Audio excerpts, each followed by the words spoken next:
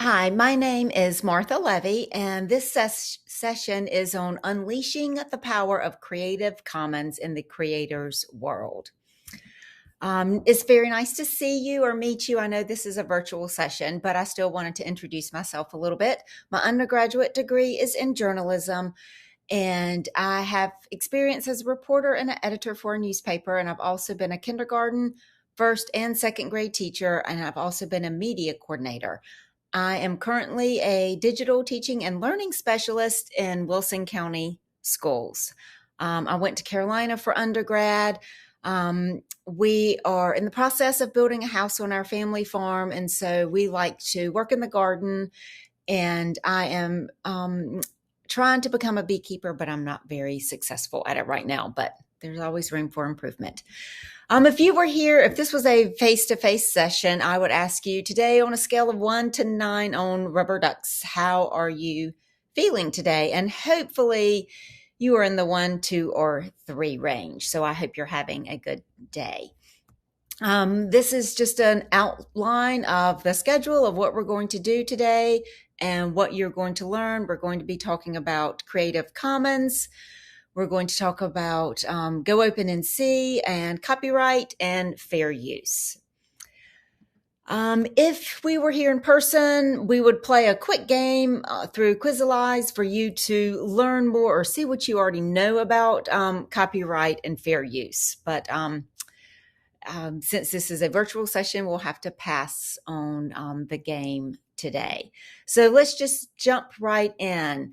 Just because you are an educator doesn't mean that you are completely protected by copyright. A lot of times, a lot of people think that just because they're educators that they're fine as long as they're using it for education. There have been instances where schools have been fined for infringing on someone's copyright. Copyright originates in the U.S. Constitution.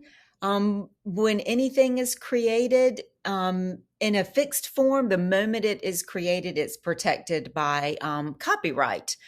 Eventually, things drop off of copyright and they fall into the public domain, and the term usually follows the life of the author and then 70 years after the author or the creator's death. So that means Shakespeare, Dickens, works by Frederick Douglass, those things are also in the public domain. And recently, The Great Gatsby by F. Scott Fitzgerald also became into the public domain. So it's no longer protected by copyright. Other things that are you don't have to worry about copyright or things that the government creates, as like maps, anything from NASA that you find on their website, or images or text, or from the Smithsonian or from the National Archives can always also be used without asking for permission.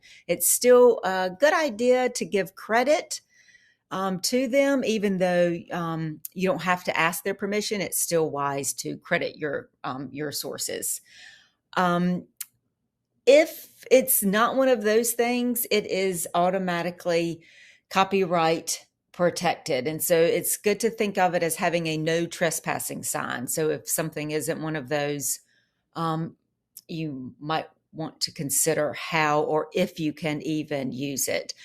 Obviously, Netflix, Amazon Prime, Hulu, that's something you don't want to share or show in your classroom. When you sign up for those platforms or those accounts, you check that I agree box to their conditions, and you are giving up some of your rights, and you are not allowed to show those shows from those platforms in your classroom to a group. So keep that in mind. If you are using something for education, it's best to share links or snippets Instead of making copies, for example, a great way to protect yourself is to, if you're using something, is to put the link or the snippet of the video into a Google Classroom so it's locked down. Just don't put it out on your classroom webpage where you are sharing it with freely with more people. So that is also an idea to kind of limit the exposure of what you're using. Fair use just throws another some confusion into it. It is a doctrine designed to promote the freedom of expression, but there are certain circumstances, and when judges are looking at a fair use issue, all 4 factors must apply. The first factor is the purpose and the character of the use. Are you using it for education? The second is the nature of the copyrighted work. Is it a work of fiction, or is it facts? For example, if you were to make a photocopy of the fiction book and share it with your students because you don't have enough copies to give everyone, that's not best practices, and that is not ethical or legal. The third factor to consider is the amount of the portion you used. Are you showing the whole movie, or are you just showing one snippet for educational purposes? So keep that in mind. Are you just playing the chorus of the song, or are you playing the whole song? Another thing to consider is, what you're using, are you causing the artist or the author or the creator to lose monetary value or to lose money because of how you are sharing their work? So this down here is a fair use checklist that will help guide you in seeing if you are using, or if all 4 factors are covered. Something that kind of makes it easy is to use Creative Commons. Creative Commons is a nonprofit organization that helps educators and users overcome legal obstacles and to help share knowledge and creativity. They run the Creative Commons Open Culture Program, the Open Education Program. They run the Open Climate Campaign, and as well as the Open Climate Data Project. So they do a lot of great things. And this link is to the organization, the homepage of the organization and what they do. This is one of my favorite education protocols. It's called Graffiti Gist. I know we can't do this because we are not in person, but I'm going to go through it and go through the protocol and then tell you a little bit more information about the protocol. For step 1, if we were in person, we would be in small groups, and each person in the group would choose one of these things to either read, watch, or listen to. And no 2 people can use the same resource. So the first thing I would do is have everyone in the group make sure they had chosen a resource. In step 2, you will read or watch your resource, and then you would select or create one statement that stands out to you from that resource. It might be, oh, this is something I didn't know, or you might strongly agree with something if you already know something about it, or you might get a new perspective. You would choose one marker and you would just graffiti write your phrase or your statement on chart paper at the table.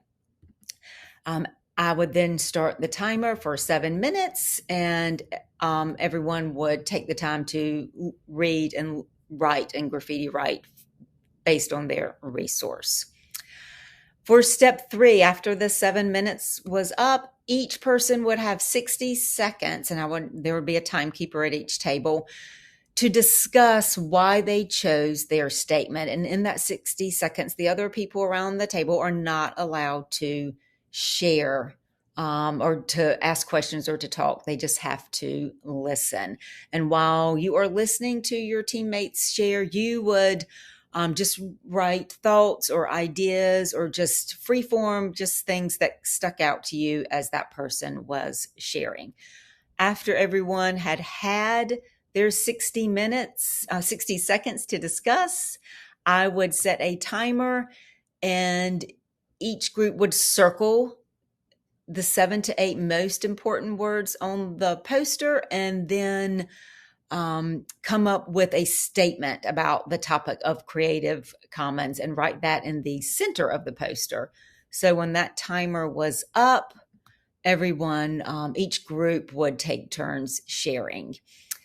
Just to go back and talk about the protocol from the educator end, one reason I like this is that you give learners options to either read something, listen to something, or watch a video, which I think that gives them voice and choice. The reason they choose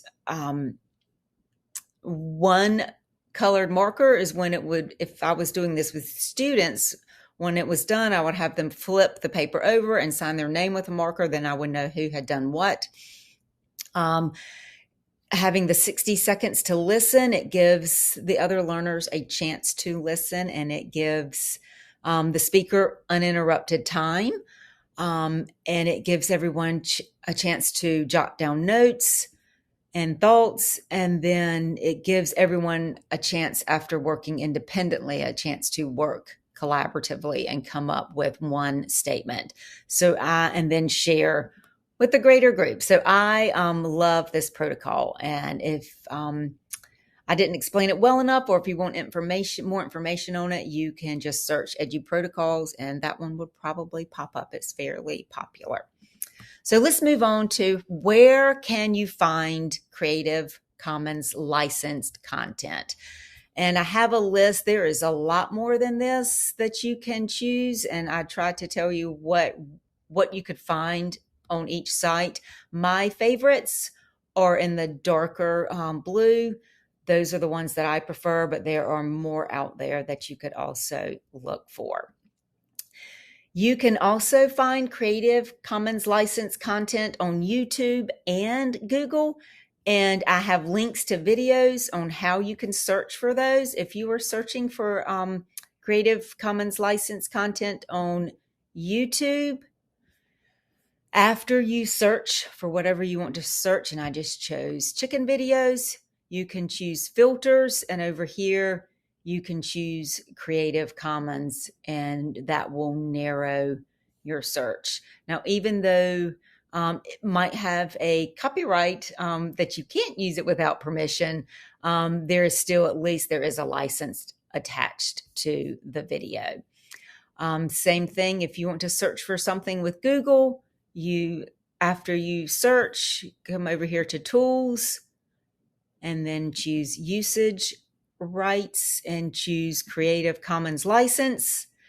And then, like you see, Wikimedia Commons, that's probably, that probably has a CC license that you can use. And then some of these, though, when you do click, they still have a copyright license and you can't use it. But those are two quick and easy ways to look for Creative Commons license on Google and YouTube. So now that you have found something that has a Creative Commons license and you want to credit it, Creative Commons recommends that you use the tassel method to give the creator credit. And that is the title, the author, the source, which means where you found it or how they can find it, and then what the license is. And this gives you these are links to Creative Commons that gives you examples or samples. And then I created a sample, and I just took this photo at our high school STEM challenge, and I just named it Breakout. You can do whatever you want to with this photo, remix, share, whatever, just give me credit. So the license would look like Breakout, that's the title. The artist or the author is me. Here's a link to the image, and the license is CC BY. And we'll talk more about what those licenses mean in just a minute. I am going to let you, if you were here in person, I have 3 different photographs that I've taken, and I have shared how I want these to be licensed. And if you were here in person, you would read the information, you would access the link to Creative Commons license information, and then vote in a Mentimeter poll to see if you applied the correct license to it. And so if since the Mentimeter poll is not active, you are more than welcome to go through these and see if you can figure out what license would be applied to each of these photographs that I took. Now this is your turn, and if you were in person, I would have you do this as well. I would ask you to find a picture on your camera roll and give it a license and share it on the Padlet. And I would give 5 minutes for that. This is a link on how to choose your license, and Creative Commons walks you through. Do you want this to be shared? Do you want people to, have any commercial use? And then you just choose, it will tell you what the license would be after you determine how you want your photograph or your lesson plan or whatever it is you want to apply a license to. It will give you the correct license. So talking about lesson plans, if you are looking for lesson plans or resources, I highly recommend Go Open NC. It is a platform that's developed in partnership with ISKME and DPI, and it is full of open educational resources, and a lot of them have been uploaded by teachers throughout the state who are just like you. If you were in person, I would give you 5 minutes to access Go Open NC through NC EdCloud and explore. You can filter by subject, education levels, and standards. There are also groups to join. There are OER textbooks as well as curated collections that librarians have made to help you teach your students. I highly recommend you use some of the lesson plans. You can always give feedback. I had someone give feedback on a lesson plan that I had submitted, and I went back and made some changes based on that feedback. I would also encourage that you also upload and submit your own lesson plans. Why is all of this important? Well, you might not think of yourself as a creator, even though you are an educator, but you are. You are creating lesson plans daily, probably more than one lesson plan daily, and you should protect your work. And as an educator, I know we love to share our work. And if you apply a license to it and upload it to Go Open NC, you are opening yourself to share more with the online community. It helps reduce cost. It encourages more engagement among learners. If you apply a license to it, that means you are protecting your intellectual property. And CC license materials are legally accepted and upheld within the legal system. So again, you are just protecting yourself as well as supporting a culture of sharing. So I highly recommend you start applying licenses to your work. As your students create things, especially in the middle school and high school, I would encourage them to also apply license to their work as well. Here are some resources that I used, which have directions to the protocol and other resources. I did include ChatGPT in here because ChatGPT actually helped me come up with the title of my session, the outline, and there's a ChatGPT embedded in Quizalize, and I actually used it to help me create the quiz. So I included them as one of my sources.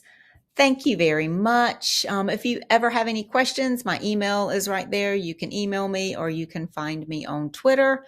And I hope you learned something from this and enjoy the rest of your day. Thank you.